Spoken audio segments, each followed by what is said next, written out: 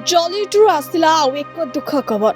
यात्रा मंचर जनाशुना दुर्दांत खलनायक ज्ञानरंजन साहू उर्फ ज्ञानक परलोक हो जाइछि।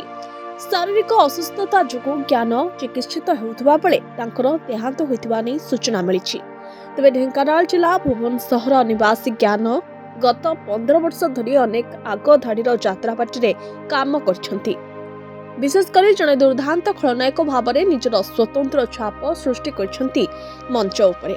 शिवानी गणनाट्य, धौली गणनाट्य, रंगमहल, स्वर्ण महल भली बहु ना करा पार्टी अभिनय कर दर्शकों द्वारा खूब प्रशंसित होइछन्ति ज्ञान।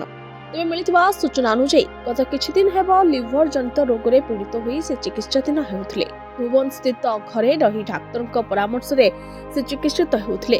तेबे गतकाली संध्यारे हठात चेताशून्य होई पड़िबारु परिवार लोके तांको भुवन गोष्ठी स्वास्थ्य केन्द्र में भर्ती कराइथिले।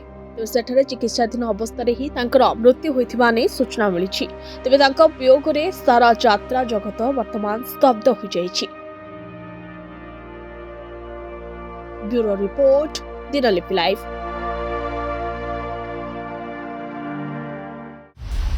दिनलिपि लाइव को एबे ही लाइक शेयर सब्सक्राइब करंतु।